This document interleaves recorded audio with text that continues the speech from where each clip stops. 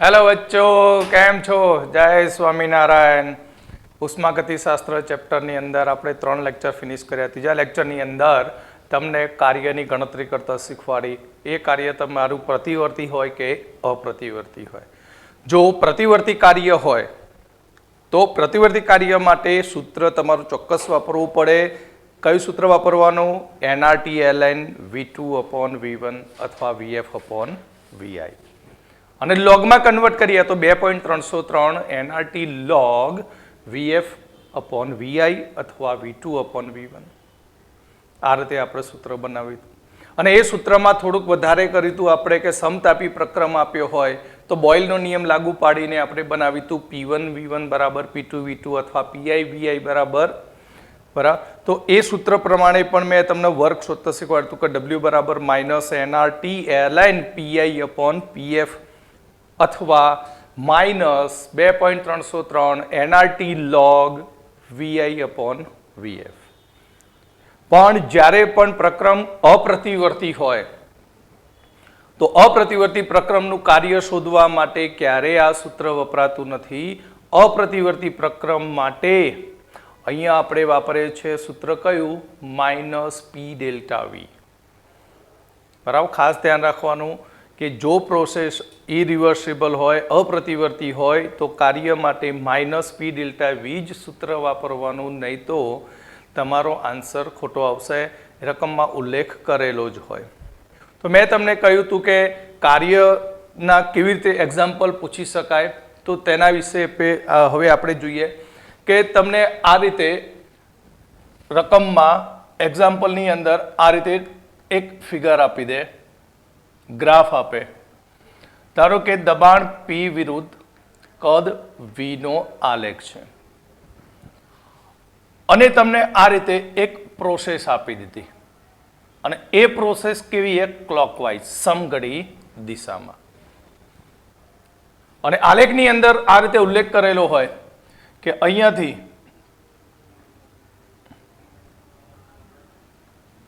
શરૂઆતનું કદ છે 1 લીટર અને પ્રોસેસ દરમિયાન, પ્રક્રમ દરમિયાન તેનું કદ રકમમાં આપ્યું છે અહીંયા આપણને 4 લીટર. આલેખની અંદર તમને આ રીતે પ્રેશર આપ્યું છે 2 atm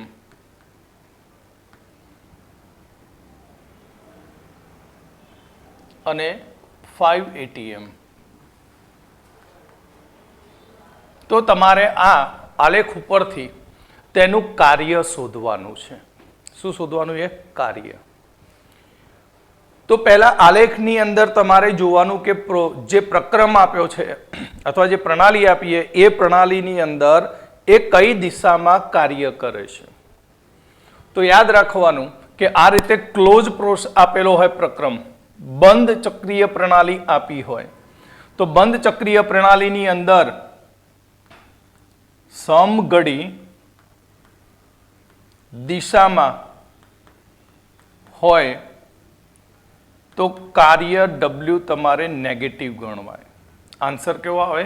નેગેટિવ. સમઘડી દિશા માટે નેગેટિવ. અને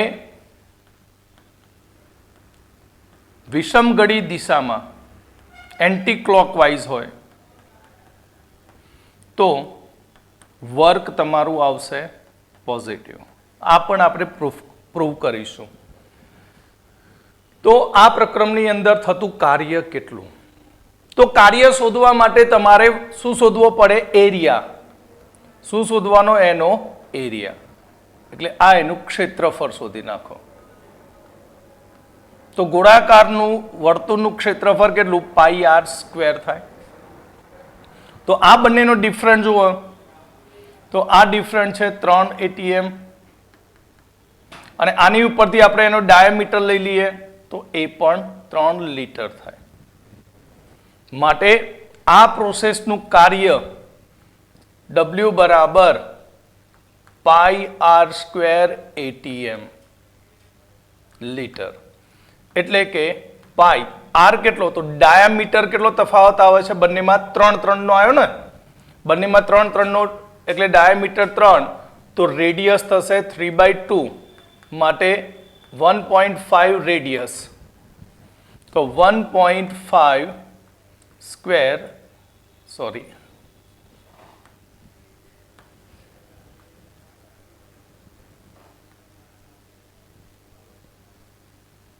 1.5 સ્ક્વેર ATM લીટર.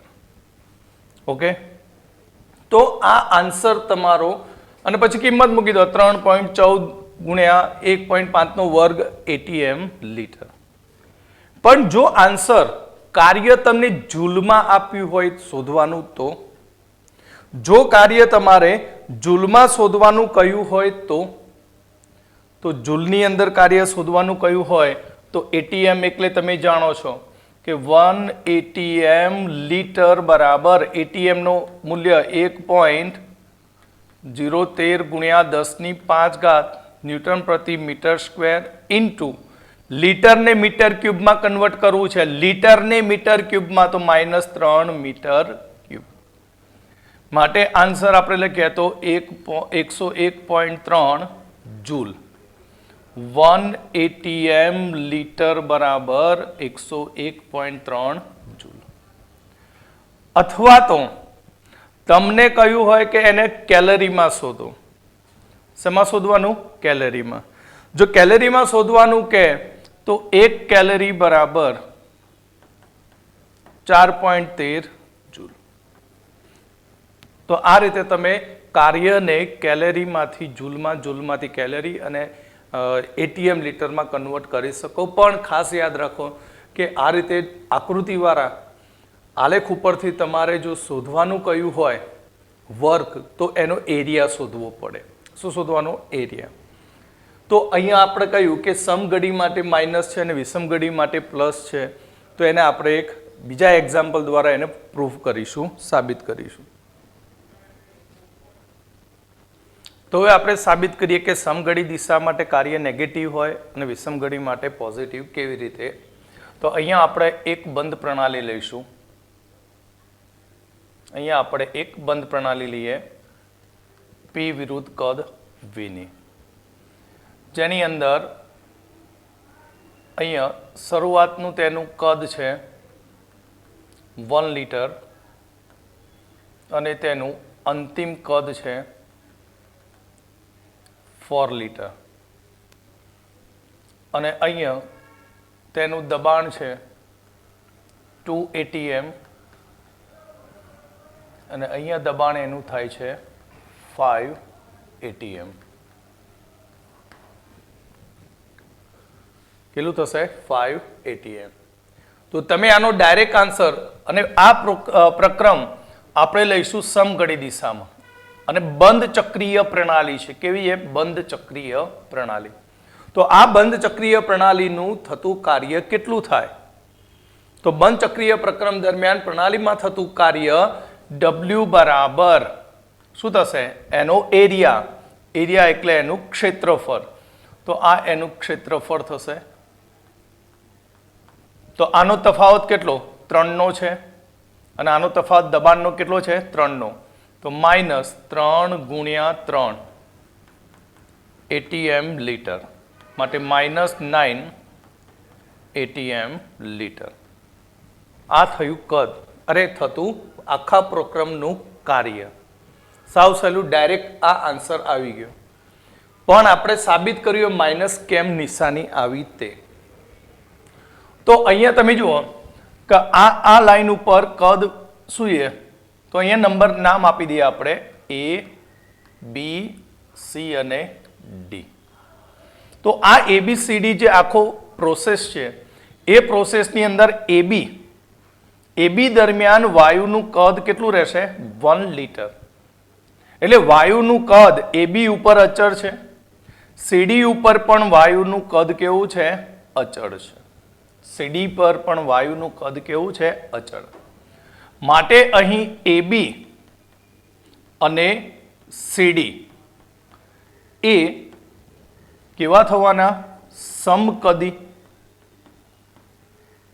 કેવા થશે? સમકદી.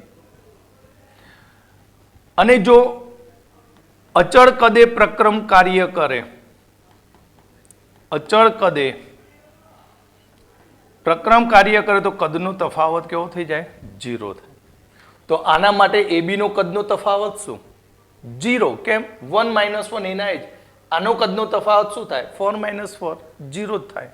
કારણ કદમાં કોઈ ચેન્જીસ થતું નથી, માટે કદનો તફાવત 0. અને જ્યાં અચળ કદે પ્રક્રમ કાર્ય કરવા જાય તો કાર્ય W બરાબર, ગયા લેક્ચરમાં શીખવાડતું, અચળ કદે કાર્ય ક્યારેય થતું નથી. કયા પ્રક્રમમાં? સમકદીમાં. માટે કાર્ય W બરાબર 0 થાય. ઓકે, તો હવે અહીંયા આપણે વાત કરીએ તો આની અંદર આ જે BC પાર્ટ બન્યો, BC લાઈન, તો BC દરમિયાન શું અચળ રહે છે? દબાણ. AD માં પણ શું અચળ રહ્યું? દબાણ. તો BC અને AD એ સમદાબી છે.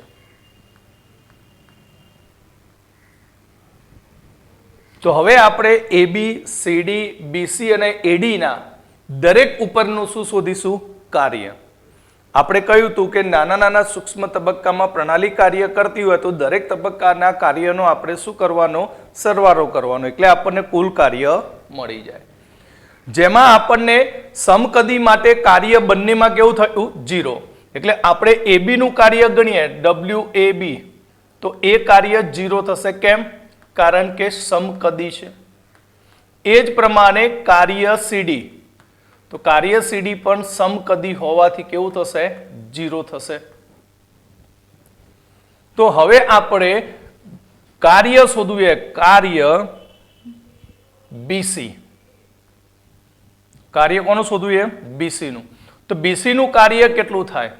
તો BC એ સમદાબી પ્રક્રમ છે, અને સમદાબી પ્રક્રમ માટે BC બરાબર આપણા જો સૂત્ર માઇનસ ઇન્ટિગ્રેશન V1 થી V2 બરાબર P dV છે. પણ BC ઉપર પ્રેશર 5 atm તો કેવું છે? અચળ છે. 5 atm પ્રેશર કેવું રહે છે? અચળ. તો આપણે માઇનસ P ને અચળ કરી દઈએ, V1 થી V2 અને dV, એટલે આપણે લખી શકીએ માઇનસ P ડેલ્ટા V. તો અહીં આ ભાગમાં તમે જો BC તરફ જાઓ છો તો વાયુનું વિસ્તરણ થાય છે. વાયુનું વિસ્તરણ થાય છે. તો -5 અને વાયુનું વિસ્તરણ થયું એટલે 3 - 1, અરે 4 - 1, કારણ કે 4 કદ છે. તો આન્સર આવશે -15 atm. આ જ પ્રમાણે આપણે કદ શોધીશું, કાર્ય શોધીશું કોનું? AD નું.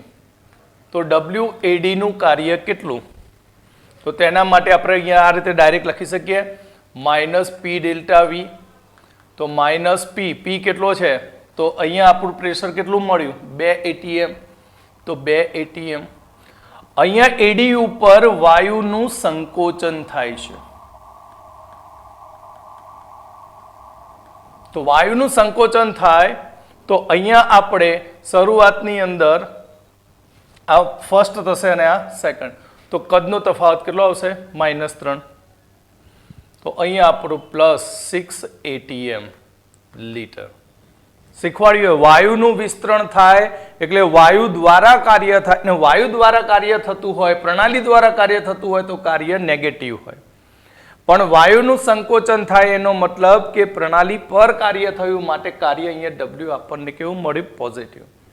તો આપણું W ટોટલ કેટલું થયું?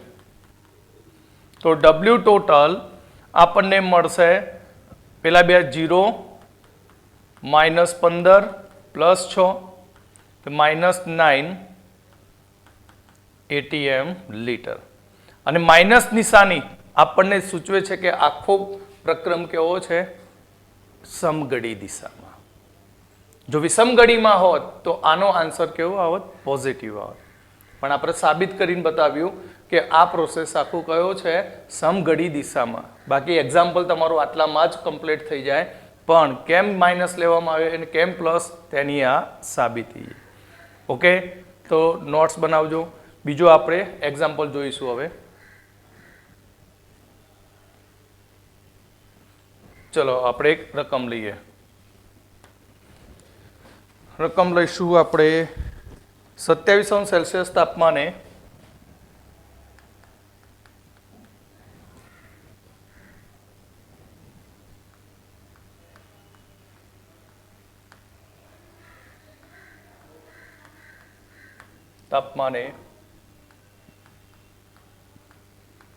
પ્રતિવર્તી પ્રક્રમ દરમિયાન 2 મોલ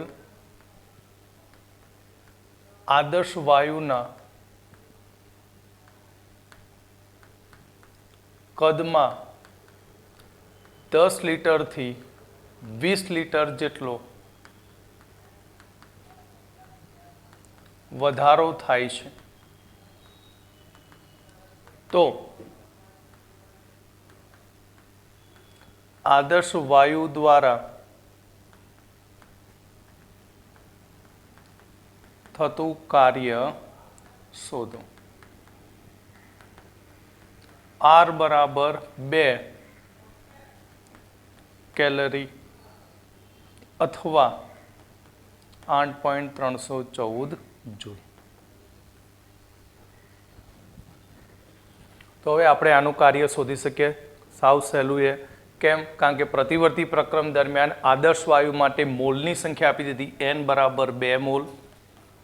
ટેમ્પરેચર T આપ્યું છે આપણને 27 એટલે 300 કેલ્વિન અને આરની કિંમત આપી દીધી આપણને ચલો 2 કેલરી લીધી આપણે. કેલરીમાં આન્સર માંગ્યો તો કેલરીમાં. આપણું કદ શરૂઆતનું V1 હતું કેટલું 10 લીટર અને V2 છે 20 લીટર. તો આપણે વિસ્તરણ દરમિયાન કાર્ય કેટલું? તો કાર્ય બરાબર -2.303 nRT log V2 upon V1 માટે -2.303 ગુણ્યા 2 ગુણ્યા R 2 ગુણ્યા ટેમ્પરેચર 300 log V2 20/10 માટે -2.303 ગુણ્યા 612 log 2 માટે 2.303 ગુણ્યા 1200 ગુણ્યા 0.3010 બેનો લોગ. આ બંનેનો ગુણાકાર કરી દઈએ તો 0.693 ઇન્ટુ આટલા કેલરી કાર્ય થાય વાયુ દ્વારા. ઓકે, તો નોટ ડાઉન કરો ફટાફટ. હવે આપણે કાર્ય તો ભણી ગયા. તો કાર્યની અંદર એ પાછું શું છે કે વાયુરૂપ પ્રણાલીનું જો શૂન્ય અવકાશમાં મુક્ત વિસ્તરણ થતું હોય ત્યારે તેનું કાર્ય કેટલું થાય તેના વિશે જોવાનું. તો મુક્ત વિસ્તરણ દરમિયાન કાર્ય શું હોઈ શકે?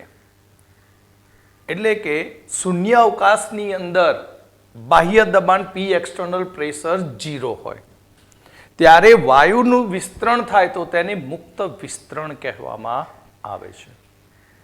શૂન્ય અવકાશમાં કે જ્યારે વાયુ પર કોઈ બાહ્ય દબાણ લાગતું ન હોય એટલે P એક્સટર્નલ પ્રેશર 0 હોય તો ત્યારે વાયુના વિસ્તરણને મુક્ત વિસ્તરણ કહેવામાં આવે છે. અને વાયુનું જ્યારે મુક્ત વિસ્તરણ થતું હોય ત્યારે આદર્શ વાયુ દ્વારા એક પણ પ્રકારનું કાર્ય થતું નથી. આદર્શ વાયુનું જો મુક્ત વિસ્તરણ થતું હોય ત્યારે પ્રણાલી દ્વારા કોઈ પણ પ્રકારનું કાર્ય થતું નથી. ભલે ને તે પ્રક્રમ પ્રતિવર્તી હોય કે અપ્રતિવર્તી હોય પણ કાર્ય 0 થતું હોય છે. કેવા પ્રક્રમ માટે? તો આદર્શ વાયુનું શૂન્ય અવકાશમાં મુક્ત વિસ્તરણ થતું હોય ત્યારે અહીં પ્રણાલી દ્વારા કોઈ પણ પ્રકારનું કાર્ય થતું નથી, ચાહે તે પ્રક્રમ પ્રતિવર્તી હોય કે અપ્રતિવર્તી હોય. માટે કાર્ય આપણે જાણીએ છીએ કે કાર્ય બરાબર -P external delta V. P external pressure into delta V. Minus મૂક્યું કેમ? મુક્ત વિસ્તરણ છે. વિસ્તરણ થાય ત્યારે કાર્ય પ્રણાલી દ્વારા થાય માટે W-. પણ ઉષ્માગતિશાસ્ત્રના પ્રથમ નિયમ મુજબ ડેલ્ટા યુ બરાબર ક્યુ પ્લસ ડબલ્યુ છે. ઉષ્માગતિશાસ્ત્રના પ્રથમ નિયમ પ્રમાણે ડેલ્ટા યુ બરાબર ક્યુ પ્લસ શું છે? ડબલ્યુ છે.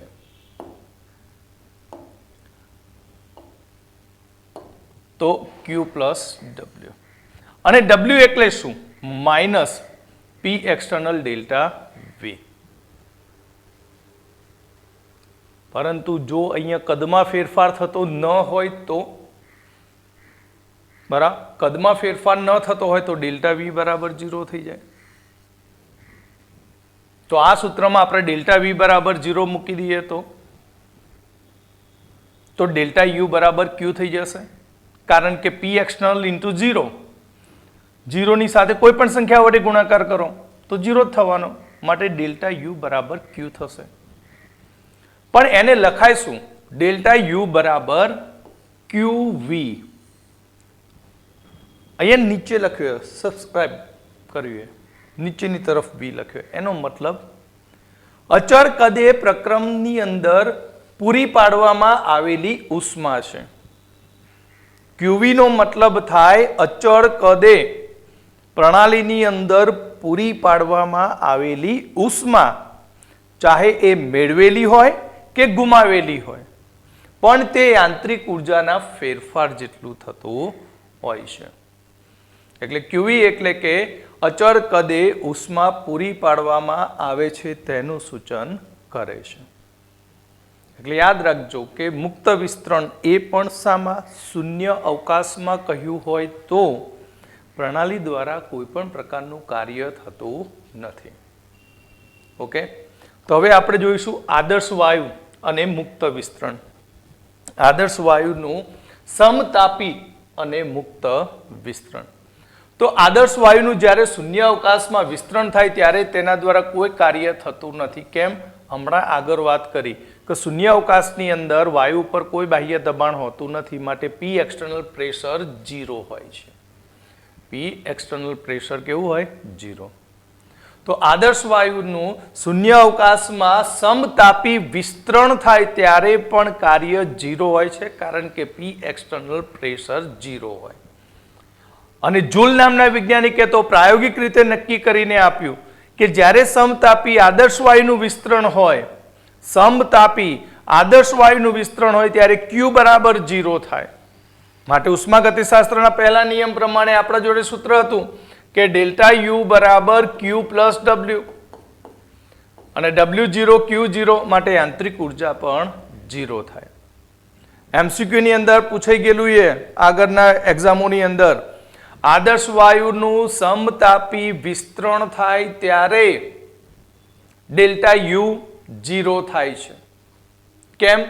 કારણ કે સમતાપી પ્રક્રમ દરમિયાન આદર્શ વાયુનું વિસ્તરણ થાય ત્યારે કાર્ય 0 હોય છે, અને તે દરમિયાન પ્રણાલી ઉષ્મા મેળવતી નથી કે ગુમાવતી પણ નથી, માટે ક્યુ બરાબર પણ 0 થાય, માટે ડેલ્ટા યુ બરાબર 0 થાય. તો ઉષ્માગતિશાસ્ત્રના પ્રથમ નિયમ મુજબ ડેલ્ટા યુ બરાબર ક્યુ પ્લસ ડબલ્યુ છે. તો સમતાપી અહીં પ્રતિવર્તી કે અપ્રતિવર્તી પ્રક્રમ હોય તો ઉષ્મા અને કાર્ય કેવી રીતે શોધી શકાય? તો ફર્સ્ટ, અપ્રતિવર્તી પ્રક્રમ માટે મેં આગળ પણ કહ્યું કે W બરાબર માઇનસ પી ડેલ્ટા વી અપ્રતિવર્તી પ્રક્રમ હોય તો સમતાપી પ્રક્રમ માટે Q બરાબર માઇનસ W. કેમ? કારણ કે અહીંયા ડેલ્ટા યુ કેવો થયો? 0 થયો. તો આપણે લખીએ Q પ્લસ W બરાબર 0, માટે Q બરાબર માઇનસ W થાય. માટે Q બરાબર માઇનસ W બરાબર માઇનસ, હવે નહીં લખીએ. કેમ? કારણ કે કાર્ય અહીંયા આપણે પહેલેથી માઇનસ મૂકેલું છે. એટલે P external pressure delta V એટલે વીએફ માઇનસ વીઆઈ. આ કેવા પ્રક્રમ માટે? અપ્રતિવર્તી પ્રક્રમ માટે, એ પણ આદર્શ વાયુનું શૂન્ય અવકાશમાં વિસ્તરણ થાય ત્યારે.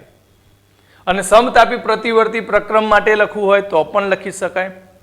કેમ? કારણ કે Q બરાબર માઇનસ W છે, અને માઇનસ W બરાબર આગળ સૂત્ર તારવી દીધું આપણે, NRT ln VF upon VI.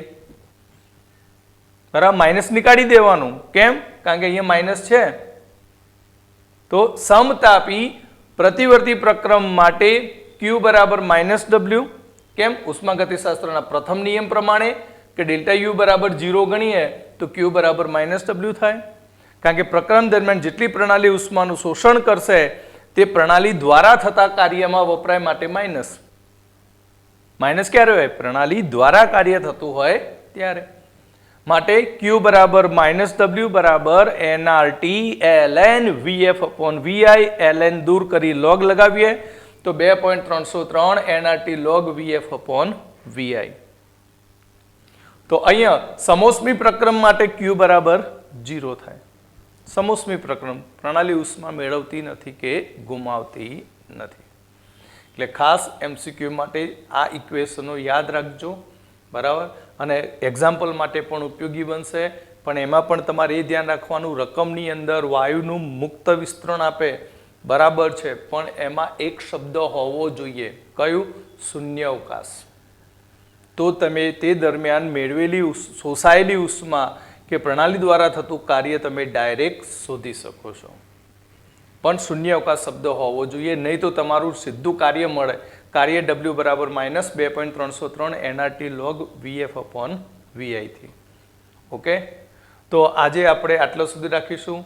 આવતા લેક્ચરની અંદર આપણે એક નવું અવસ્થા વિધેય ભણીશું, એન્થાલ્પી, અને ખૂબ જ અગત્યનું અને મોસ્ટ IMP, કારણ કે તેના આધારિત એક્ઝામ્પલ નીટમાં પૂછાતા હોય છે.